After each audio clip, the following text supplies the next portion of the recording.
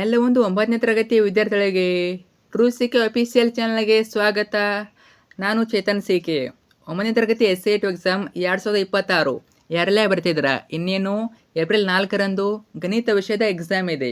ಆದ್ದರಿಂದ ಇವತ್ತಿನ ಈ ವಿಡಿಯೋದಲ್ಲಿ ಬೋರ್ಡರ್ ಬಿಟ್ಟಿರುವ ಗಣಿತ ವಿಷಯದ ಒಂದು ಮಾಡಲ್ ಕ್ವಶನ್ ಪೇಪರು ಉತ್ತರ ಸಹಿತ ನೋಡೋಣ. ಈ ಒಂದು ಮಾದರಿ ಪ್ರಶ್ನೆ ಪತ್ರಿಕೆ ವೆರಿ ಇಂಪಾರ್ಟೆಂಟು ನಿಮ್ಮ SAT ಎಕ್ಸಾಮ್ಗೆ. ಯಾಕಂತ ಅಂದರೆ ಇಲ್ಲಿ ಯಾವ ರೀತಿ ಪ್ಯಾಟರ್ನ್ ಕೊಟ್ಟಿದ್ದಾರೆ, ಇದೇ ಪ್ಯಾಟರ್ನಲ್ಲಿ ನಿಮ್ಮ ಒಂದು SAT ಎಕ್ಸಾಮ್ನ ಗಣಿತ ವಿಷಯದ ಕ್ವಶನ್ ಪೇಪರ್ ಇರ್ತದೆ. ಅಷ್ಟೇ ಅಲ್ಲದೆ ತುಂಬ ಪ್ರಶ್ನೆಗಳು ಇಲ್ಲಿಂದ ರಿಪೀಟ್ ಆಗ್ತವೆ. ಚೆನ್ನಾಗಿ ಓದ್ಕೊಂಡು ಹೋಗಿ. ಜಸ್ಟ್ ಅವರು ಅವೇ ಕ್ವಶನ್ ಕೊಡ್ತಾರೆ, ನಂಬರ್ ಚೇಂಜ್ ಮಾಡ್ತಾರೆ. ಕೊನೆಯವ್ರಿಗೆ ನೋಡಿ ಯಾವೆಲ್ಲ ಇಂಪಾರ್ಟೆಂಟ್ ಹೇಳ್ತೀನಿ, ಅವೇ ಕ್ವಶನ್ ಬರ್ತಾ ಇರ್ತವೆ. ಮತ್ತು ಸಂಪೂರ್ಣ ಕ್ವಶನ್ ಪೇಪರು ಉತ್ತರ ಸಹಿತ ಕೊಡ್ತೀನಿ. ತುಂಬಾ ಯೂಸ್ಫುಲ್ಲು ನಿಮ್ಮ ಎಕ್ಸಾಮ್ಗೆ. ಮೋಸ್ಟ್ ಇಂಪಾರ್ಟೆಂಟು ಓದ್ಕೊಂಡು ಹೋಗಲೇಬೇಕು, ತುಂಬಾ ಹೆಲ್ಪ್ ಆಗ್ತದೆ. ಓಕೆ, ಬನ್ನಿ ಇವತ್ತಿನ ಈ ಒಂದು ವಿಡಿಯೋನ ಶುರು ಮಾಡೋಣ. ಅದಕ್ಕೆ ಮುಂಚೆ ಯಾರೆಲ್ಲ ಫಸ್ಟ್ ಟೈಮ್ ನಮ್ಮೊಂದು ಚಾನಲ್ ನೋಡ್ತಾ ಇದ್ದಾರಾ ಅಥವಾ ಆ ಚಾನಲ್ನ ಇನ್ನೂ ಕೂಡ ಯಾರೋ ಸಬ್ಸ್ಕ್ರೈಬ್ ಮಾಡ್ಕೊಂಡಿಲ್ಲ, ತಪ್ಪದೆಗೆಲೆ ಚಾನಲ್ನ ಸಬ್ಸ್ಕ್ರೈಬ್ ಮಾಡ್ಕೊಳ್ಳಿ. ಯಾಕಂತ ಅಂದರೆ ಇದೇ ರೀತಿ ನಿಮಗೆ ನಿಮ್ಮೊಂದು 9th SAT ಎಕ್ಸಾಮ್ ಮುಗಿಯೋವರೆಗೆ ಎಲ್ಲ ವಿಷಯಗಳ ಪಾಸಿಂಗ್ ಪ್ಯಾಕೇಜ್ಗಳು, ಸ್ಕೋರಿಂಗ್ ಪ್ಯಾಕೇಜ್ಗಳು, ಇಂಪಾರ್ಟೆಂಟ್ ಕ್ವಶನ್ಗಳು, ಕ್ವಶನ್ ಪೇಪರ್ಗಳು ಎಲ್ಲವನ್ನ ಇದೇ ಒಂದು ಚಾನಲ್ ಆಗ್ತವೆ. ಅವೆಲ್ಲ ಬೇಕು ಅಂತನ್ನೋರು ಈಗಲೇ ಚಾನಲ್ನ ಸಬ್ಸ್ಕ್ರೈಬ್ ಮಾಡ್ಕೊಳ್ಳಿ, ಕಡ್ಡಾಯ ಮಾಡ್ಕೊಳ್ಳಿ. ನೀವು ಮಾಡ್ಕೊಂಡ್ರೆ ಮಾತ್ರ ನಮ್ಮ ಎಲ್ಲ ವಿಡಿಯೋಗಳು ಸಿಗ್ತವೆ. ತಪ್ಪದೆ ಮಾಡ್ಕೊಳ್ಳಿ. ಮಾಡಿದ್ರಾ? ಜೊತೆಗೆ ಆ ವಿಡಿಯೋನ ಲೈಕ್ ಮಾಡಿಬಿಟ್ಟು ಎಲ್ಲ ಫ್ರೆಂಡ್ಸ್ ಶೇರ್ ಮಾಡಿ. ಯಾರೆಲ್ಲ ಫ್ರೆಂಡ್ಸ್ ಅದಾರ ನಮಗೆ 9th ಅವ್ರಿಗೂ ಶೇರ್ ಮಾಡಿ, ಅವ್ರಿಗೂ ಹೆಲ್ಪ್ ಮಾಡಿ. ಓಕೆ, ಬನ್ನಿ ಇವತ್ತಿನ ಈ ಒಂದು ವಿಡಿಯೋನ ಶೇರ್ ಮಾಡೋಣ. 9ನೇ ತರಗತಿ ದ್ವಿತೀಯ ಸಂಕಲನಾತ್ಮಕ ಮೂಲ್ಯಾಂಕನ ಅಂದರೆ SAT ಮಾದರಿ ಪ್ರಶ್ನೆ ಪತ್ರಿಕೆ ಕೀ ಉತ್ತರ ಸಹಿತ ಕೊಡ್ತೀನಿ. ಕೊನೆಯವರೆಗೆ ನೋಡಿ. ವಿಷಯ ಗಣಿತ, ಗರಿಷ್ಠ ಅಂಕಗಳು 80, ಸಮಯ 3 ಗಂಟೆ. ಅದಕ್ಕಿಂತ ಮುಂಚೆ ನಾವು ನೀಲಕ್ಷಣ ನೋಡ್ಕೊಂಬರೋಣ. ವೇಟೇಜು ಅಂದರೆ ಯಾವ ಪಾಠದ ಮೇಲೆ, ಯಾವ ಘಟಕದ ಮೇಲೆ ಎಷ್ಟು ಮಾರ್ಕ್ಸ್ ಕೇಳ್ತಾರಂತ, ಅದು ಇಂಪಾರ್ಟೆಂಟು. ಅದೇ ಪ್ರಕಾರ ಓದ್ಕೊಳ್ಳಿ, ನೀವು ಔಟ್ ಮಾಡ್ಬೋದು. ನೋಡಿ, ನೀವು ಎಲ್ಲ ಇಡೀ ಬುಕ್ ಓದೋ ಅವಶ್ಯಕತೆ ಇಲ್ಲ, ಅರ್ಥ ಆಯ್ತಾ? ಇದೇ ಪ್ರಕಾರ ಓದ್ಕೊಳ್ಳಿ. ಘಟಕ 1 ಅಂಕ, 2 ಅಂಕ, 3 ಅಂಕ, 4 ಅಂಕ, 5 ಅಂಕ ನೋಡ್ಕೊಳ್ಳಿ. ಸಂಖ್ಯಾ ಪದ್ಧತಿಯಿಂದ ಏನು ಕೇಳ್ತಾರೆ? 1 ಅಂಕದ 1 ಪ್ರಶ್ನೆ, 2 ಅಂಕದ 2 ಪ್ರಶ್ನೆ, 3 ಅಂಕದ 1 ಪ್ರಶ್ನೆ, ಟೋಟಲಾಗಿ 4 ಪ್ರಶ್ನೆಗಳು 8 ಅಂಕ. ಅದೇ ರೀತಿ ಬಹುಪದೋಕ್ತಿಯಿಂದ 1 ಅಂಕದ 1 ಪ್ರಶ್ನೆ, 2 ಅಂಕದ 2 ಪ್ರಶ್ನೆ, 3 ಅಂಕದ 1 ಪ್ರಶ್ನೆ, ಟೋಟಲಾಗಿ 4 ಪ್ರಶ್ನೆಗಳು 8 ಅಂಕ. ಇದೇ ಪ್ರಕಾರ ಇದೇ ಪ್ಯಾಟರ್ನಲ್ಲಿ ನಿಮ್ಮ ಒಂದು ಆನ್ಯುವಲ್ ಎಕ್ಸಾಮ್ನ ಅಂದರೆ SAT ಎಕ್ಸಾಮ್ನ ಕ್ವಶನ್ ಪೇಪರ್ ಇರ್ತದೆ. ನೋಡ್ಕೊಳ್ಳಿ, ಇದೇ ಪ್ರಕಾರ ಓದ್ಕೊಳ್ಳಿ. ಓಕೆ, ಇದೇ ಪ್ರಕಾರ ಗ್ಯಾರಂಟಿ ಬರ್ತದೆ. ನಿಮ್ಮ ಇಷ್ಟ ಯಾವುದು ಅದೇ ಹೆಚ್ಚು ಮಾರ್ಕ್ಸ್ ಇವೆ ಅದನ್ನು ಓದ್ಕೊಳ್ಳಿ. ಟೋಟಲಾಗಿ 80 ಮಾರ್ಕ್ಸು. ನೋಡೋಣ. ಒಂದೇ ಮೇಲೆ ನಮಗೆ ಬಹುಕ ಇರ್ತವೆ. ಬಹುಕ ಪ್ರಶ್ನೆಗಳು ಪ್ರತಿ ಕ್ವಶನಿಗೆ 1 ಅಂಕ. ಒಂದೇ ಕ್ವಶನ್ ನೋಡಿ. ಈ ಕೆಳಗಿನಲ್ಲಿ ಅಭಾಗದ ಸಂಖ್ಯೆಯು ಅಭಾಗದ ಸಂಖ್ಯೆಗಳಿದ್ದರೆ ಯಾವುದು? Option D √13. √13 ಒಂದು ಸರಿಯಾದ ಉತ್ತರ. ಇನ್ನು ಎರಡನೇದು ಮೂಲ ಬಿಂದುವಿನ ನಿರ್ದೇಶಾಂಕಗಳು ಯಾವುದಾಗಿರ್ಬೋದು? ಆಪ್ಷನ್ ಎ 0,0 ಸರಿಯಾದ ಉತ್ತರ. ಪ್ರಶ್ನೆಗೆ 3 x ಮತ್ತು y ಎರಡು ಚರಾಕ್ಷರಗಳ ರೇಖಾತ್ಮಕ ಸಮೀಕರಣ x = -bc - c ರ ಸಾಮಾನ್ಯ ರೂಪ ಏನಾಗ್ಬೋದು?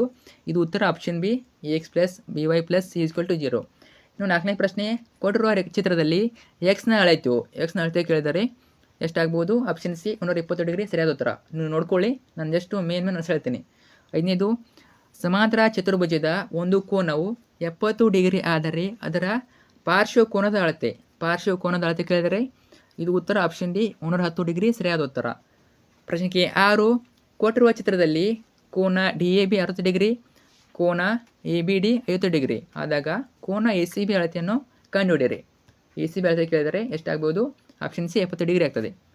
ಇನ್ನು 7ನೇದು, ತ್ರಿಜ್ಯ R, ಎತ್ತರ H ಮತ್ತು ಓರೆ ಎತ್ತರ L ಆಗಿರುವ ಒಂದು ಘನಶಂಕುವಿನ ಪೂರ್ಣ ಮೇಲ್ಮೈ ವಿಸ್ತೀರ್ಣ ಕೇಳಿದರೆ ಉತ್ತರ option A 5R × R + L ಆಗ್ತದೆ.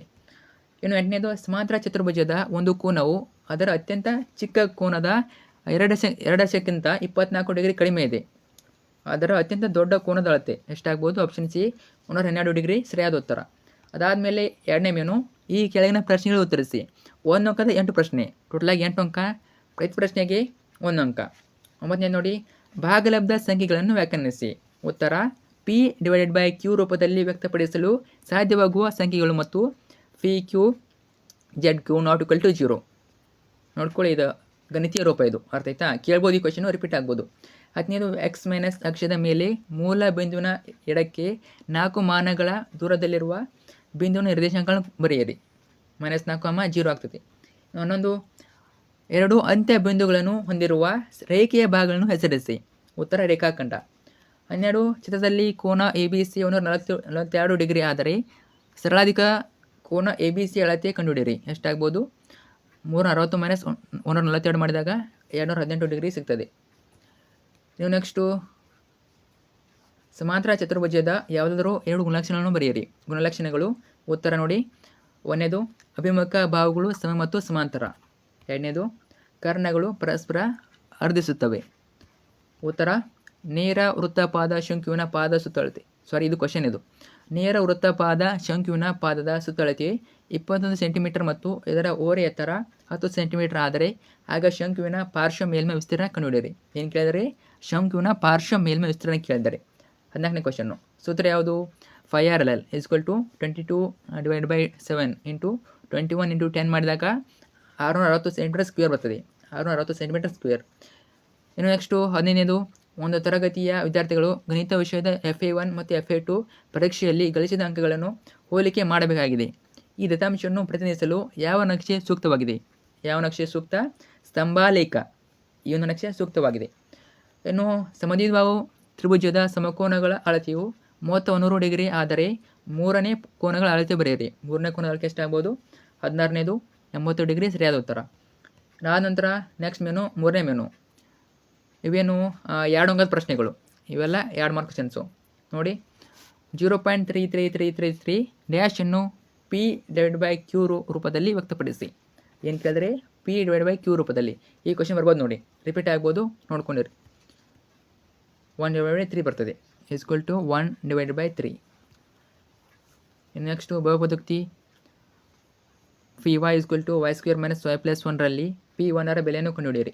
ಎಷ್ಟಾಗ್ಬೋದು ನೋಡಿ.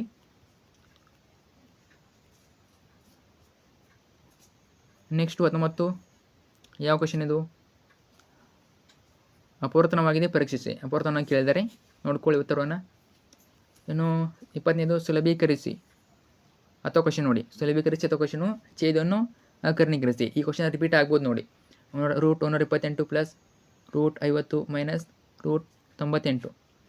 2 ಕ್ವಶನ್ಗೆ ಉತ್ತರವೇ. ನಿಮಗೆ ಯಾವ್ದು ಬೇಕು ನೋಡ್ಕೊಳ್ಳಿ. ಅದಾದ ನಂತರ ಈ ಕೆಳಗಿನ ಬಿಂದುಗಳು ನಕ್ಷೆಯ ಯಾವ ಚತುರ್ಭುಜ ಅಥವಾ ಅಕ್ಷದ ಮೇಲೆ ಇರುತ್ತವೆ ಎಂಬುದನ್ನು ಬರೆಯಿರಿ. ಯಾವ ಚತುರ್ಭುಜ ಅಥವಾ ಅಕ್ಷದ ಮೇಲೆ ಇರುತ್ತವೆ ಎಂಬುದನ್ನು ಬರೆಯಿರಿ. ನೋಡಿ, ಅಬ್ಸರ್ವ್ ಮಾಡಿ. 21.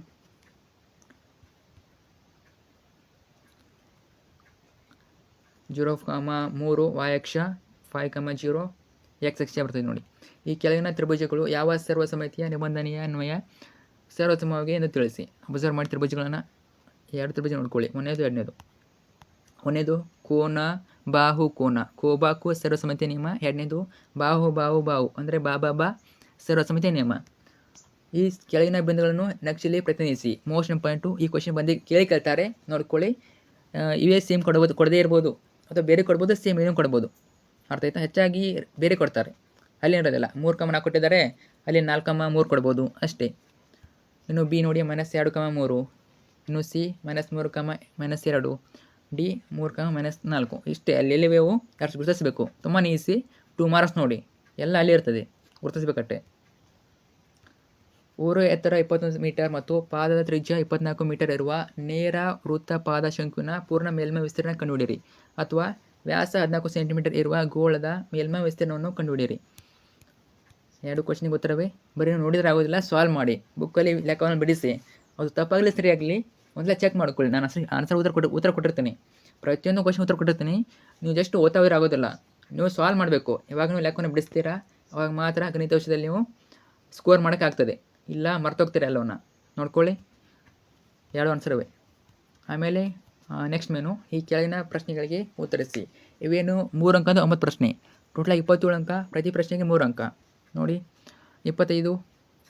√2 ಸಂಖ್ಯಾ ರೇಖೆಯ ಮೇಲೆ ಪ್ರತಿನಿಧಿಸಿ. ಸಂಖ್ಯಾ ರೇಖೆಯ ಮೇಲೆ √2 ಪ್ರತಿನಿಧಿಸಲು ನೋಡಿ ಯಾವ ರೀತಿ ಬರ್ತದೆ ಅಂತ ಕೇಳ್ಬೋದು. ಇಲ್ಲಿ √2 ಕೇಳಿದರೆ √3 ಕೇಳ್ಬೋದು, 4 ಕೇಳ್ಬೋದು. ಅರ್ಥ ಆಯ್ತಾ? ನೋಡ್ಕೊಂಡಿರಿ. ಆಮೇಲೆ 2ನೇದು ಅಥವಾ ಕ್ವಶನ್ ಅನ್ಕೋತೀನದು. ನಿತ್ಯ ಸಮೀಕರಣ ಉಪಯೋಗಿಸಿ ಅಪವರ್ತಿಸಿ. ಅಥವಾ ಕ್ವಶನು 26ನೇದು. ಅಥವಾ ಕ್ವಶನು x + y + z = 0 ಆದಾಗ x³ + y³ + z³ = 3xyz ಎಂದು ಸಾಧಿಸಿ. ಉತ್ತರ ನೋಡ್ಕೊಳ್ಳಿ. 3x + y = 12. ಈ ರೇಖಾತ್ಮಕ ಸಮೀಕರಣಕ್ಕೆ ಯಾವುದಾದ್ರು 3 ಪರಿಹಾರಗಳನ್ನು ಬರೆಯಿರಿ. ಅವೇನಪ್ಪ 3 ಪರಿಹಾರ ನೋಡಿ ಉತ್ತರವೇ. ಪರಿಹಾರ 0,12, ಪರಿಹಾರ 1,9, ಪರಿಹಾರ 2,6. 28 ಚಿತ್ರದಲ್ಲಿ ಎ ಬಿ ಸಮಾಂತರ ಸಿ ಡಿ, ಕೋನ ಎ ಪಿ ಕ್ಯೂ = 50 ಡಿಗ್ರಿ ಮತ್ತು ಕೋನ ಪಿ ಆರ್ ಡಿ = 127 ಡಿಗ್ರಿ ಆದರೆ ಎಕ್ಸ್ ಮತ್ತು ವಾಯ್ಗಳ ಬೆಲೆಯನ್ನು ಕಂಡುಹಿಡಿಯಿರಿ. ಎಕ್ಸ್ ಮತ್ತು ವಾಯ್ಗಳ ಬೆಲೆ ಎಕ್ಸ್ = 50 ಡಿಗ್ರಿ ಮತ್ತು ವಾಯ್ = 77 ಡಿಗ್ರಿ ಬರ್ತದೆ. ಇನ್ನು 29 ಈ ಕೆಳಗಿನ ಚಿತ್ರ ಎಲ್ ಎ ಎಂ ಪಿದಲ್ಲಿ L = M P, A M = L P ಆದರೆ ಕೋನ ಎ ಎಲ್ ಎಂ = ಕೋನ ಎಲ್ ಪಿ ಎಂ ಎಂದು ಸಾಧಿಸಿ. ಅಥವಾ ಕ್ವಶನ್ನು ಇನ್ನೊಂದು ಕ್ವಶನ್ ಇದೆ. ತ್ರಿಭುಜ ಎ ಬಿ ಸಿಯಲ್ಲಿ ಬಿ ಸಿ ಲಂಬಾರ್ಧಕವು ಎ ಡಿ ಆಗಿದೆ. ಎ ಬಿ = ಎ ಸಿ ಆಗಿರುವಂತೆ ತ್ರಿಭುಜ ಎ ಬಿ ಸಿ ಒಂದು ಸಮದ್ವಿಬಾಹು ತ್ರಿಭುಜ ಎಂದು ತೋರಿಸಿ. ಯಾವ ಕ್ವಶನ್ಗೆ ಉತ್ತರವೇ ನೋಡ್ಕೊಳ್ಳಿ. ನೀವು ಟ್ರೈ ಮಾಡಿ ಬುಕ್ಕಲ್ಲಿ. ಅದಾದಮೇಲೆ ವೃತ್ತದಲ್ಲಿ ಸಮನಾದ ಜಾಗಗಳು ಕೇಂದ್ರದಲ್ಲಿ ಸಮನಾದ ಕೋನಗಳನ್ನು ಉಂಟು ಮಾಡ್ತವೆ ಎಂದು ಸಾಧಿಸಿ. Most important question. ಇದೇ ಕ್ವಶನ್ ಸೇಮ್ ಬಂದರೆ ಬರ್ಬೋದು. ಸಾಧನೆಯ ಪ್ರಶ್ನೆ.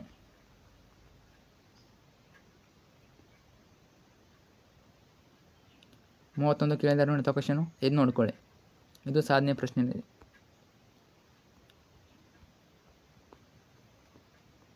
ಇದು ಎಲ್ಲ ಕೂಡ ವೃತ್ತದ ಮೇಲೆ ಇವೆ ನೋಡಿ. ತ್ರಿಭುಜ ವೃತ್ತ. ಅಥವಾ ಕ್ವಶನು ದತ್ತ ಆನ್ಸರ್ ಇದು.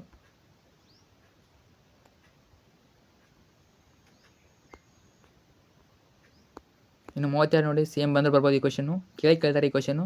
ಒಂದು ರಾಜ್ಯದ ವಿಧಾನಸಭಾ ಚುನಾವಣೆಯ ಮತದಾನದ ಫಲಿತಾಂಶದಲ್ಲಿ ವಿವಿಧ ರಾಜಕೀಯ ಪಕ್ಷಗಳು ಗೆದ್ದ ಸ್ಥಾನಗಳ ಸಂಖ್ಯೆಯನ್ನು ಈ ಕೆಳಗೆ ನೀಡಲಾಗಿದೆ. ಏನು ಕೊಟ್ಟಿದ್ದಾರೆ ಅವರು? ರಾಜಕೀಯ ಪಕ್ಷಗಳು ಗೆದ್ದ ಸ್ಥಾನಗಳ ಸಂಖ್ಯೆನ ಕೊಟ್ಟಿದ್ದಾರೆ. ರಾಜಕೀಯ ಪಕ್ಷ A B C D E F ಗೆದ್ದ ಸ್ಥಾನಗಳು 75, 55, 37, 29, 10, 37. ಈಗ ನಾವು ಅದನ್ನ ಗ್ರಾಫ್ ಹಾಕಬೇಕು. ಗ್ರಾಫ್ ನೋಡಿ 75, 55, 37, 29, 37 ಈ ಗ್ರಾಫ್ ಹಾಕಿದ್ದೀವಿ. ಇಷ್ಟೇ, ಅರ್ಥ ಆಯ್ತಾ? ಸೊ ಕ್ವಶನ್ ಪೇಪರಲ್ಲಿ ಇದೆ ಕ್ವಶನ್, ಇದು ನೋಡ್ಕೊಳ್ಳಿ. ಕ್ವಶನ್ ಪೇಪರ್ ಹಾಕಿದ್ದು ನೋಡಿ ಚಾನಲಲ್ಲಿ, ಅಲ್ಲಿ ನೋಡ್ಕೊಳ್ಳಿ.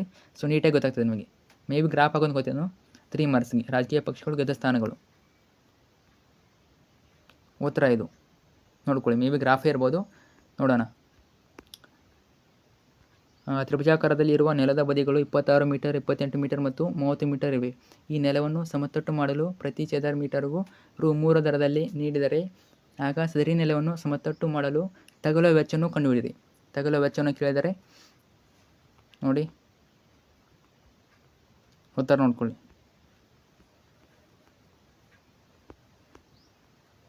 ಅದಾದಮೇಲೆ ಈ ಕೆಳಗಿನ ಪ್ರಶ್ನೆಗೆ ಉತ್ತರಿಸಿ. 4 ಅಂಕದ ಪ್ರಶ್ನೆ.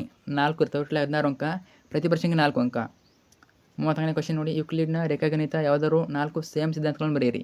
Most important question. ರಿಪೀಟ್ ಆಗ್ಬೋದು. ಒಂದೇ ಅಂಶಕ್ಕೆ ಸಮನಾಗಿರುವ ಅಂಶಗಳು ಒಂದಕ್ಕೊಂದು ಸಮ. ಎರಡನೇದು ಸಮವಾಗಿರುವ ಅಂಶಗಳಿಗೆ ಸಮವಾಗಿರುವ ಅಂಶಗಳನ್ನು ಕೂಡಿಸಿದಾಗ ಮೊತ್ತಗಳು ಸಮವಾಗುತ್ತವೆ. 3ನೇ ಕ್ವಶನ್ನು, 3ನೇದು ಆನ್ಸರು. ಸಮಾನ ಅಂಶಗಳಿಂದ ಸಮಾನ ಅಂಶಗಳನ್ನು ಕಳೆದಾಗ ಉಳಿದ ಭಾಗಗಳು ಸಮನಾಗಿರುತ್ತವೆ. 4ನೇ ಪಾಯಿಂಟು, ಒಂದು ಐಕ್ಯವಾಗುವ ಅಂಶಗಳು ಒಂದಕ್ಕೊಂದು ಸಮ.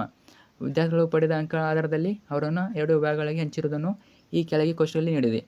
ವಿಭಾಗ ಎ, ವಿಭಾಗ ಎ. ಅಂಕಗಳು ಆವೃತ್ತಿ. ಈ ದತ್ತಾಂಶಗಳಿಗೆ ಆವೃತ್ತಿ ಬಹುಭುಜಾಕೃತಿಯನ್ನು ರಚಿಸಿ. Most important. ಕೇಳ್ತಾರೆ. ಏನು ಕೇಳ್ತಾರೆ? ಆವೃತ್ತಿ ಬಹುಭುಜಾಕೃತಿಯನ್ನು ಕೇಳ್ತಾರೆ. ಅವರು ಕೊಟ್ಟಿರ್ತಾರೆ ವಿಭಾಗ ಎ, ವಿಭಾಗ ಬಿ ಅಂಕ ಆವೃತ್ತಿ ಕೊಟ್ಟಿರ್ತಾರೆ.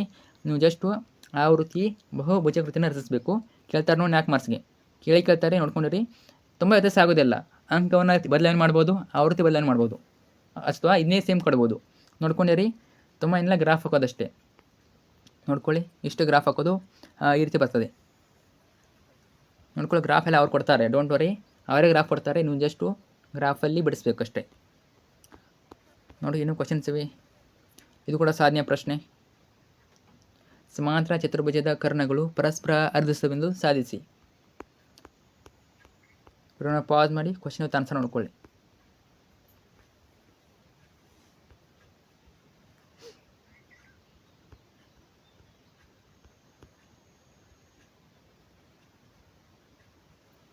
ಆಮೇಲೆ ಲಾಸ್ಟ್ ಕ್ವಶನ್ನು. ಈ ಕೆಳಗಿನ ಪ್ರಶ್ನೆ ಉತ್ತರಿಸಿ.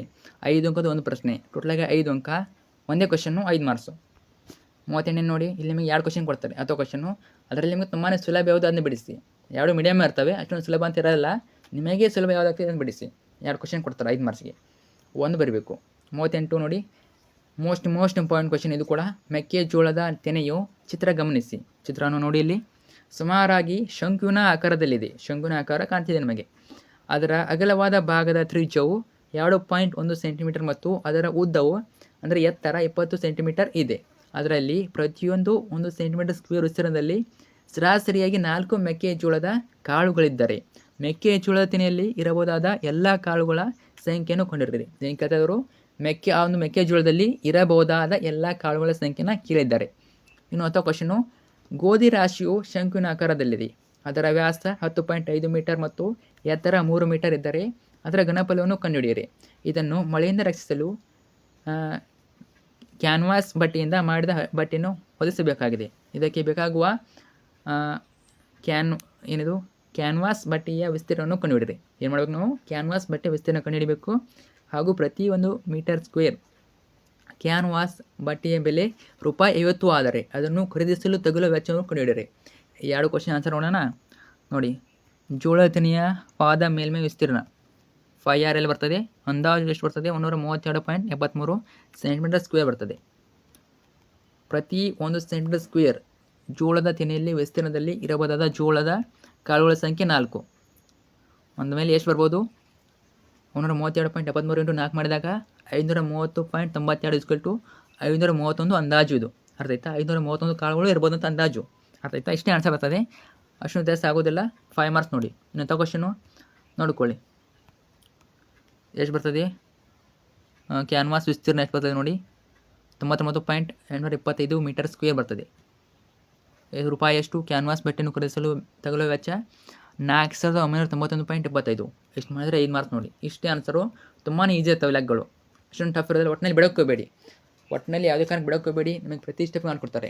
ಗಣಿತ ವಿಷಯದಲ್ಲಿ ನಿಮಗೆ ಇಡೀ ಉತ್ತರ ಸರಿಯಾದರೆ ಮಾತ್ರ ಮಾರ್ಕ್ಸ್ ಕೊಡ್ತಾರೆ ಅಂತ ಇಲ್ಲ. ಪ್ರತಿ ಸ್ಟೆಪ್ಗೆ ಮಾರ್ಕ್ಸ್ ಇರ್ತದೆ. ಆದ್ದರಿಂದ ಯಾವುದೇ ಕಾರಣಕ್ಕೂ ಲೆಕ್ಕವನ್ನು ಬಿಡದೆ ಒಟ್ಟಿನಲ್ಲಿ ಟಚ್ ಮಾಡಿ ಬನ್ನಿ. ಅರ್ಥ ಆಯ್ತಾ? ಇನ್ನೊಮ್ಮೆ ಪ್ರಾಕ್ಟೀಸ್ ಮಾಡ್ಕೊಳ್ಳಿ, ಸಾಲ್ವ್ ಮಾಡಿ, ಲೆಕ್ಕವನ್ನು ಬಿಡಿಸಿ, ನಿಮಗೆ ಬರ್ತವೆ. ಫ್ರೆಂಡ್ಸ್ ಶೇರ್ ಮಾಡಿ. ಈ ಒಂದು ವಿಷಯದ ಬಗ್ಗೆ ಏನೇ ಸಮಸ್ಯೆ ಇರಲಿ ಕಮೆಂಟ್ ಹಾಕಿ. Thank you so much.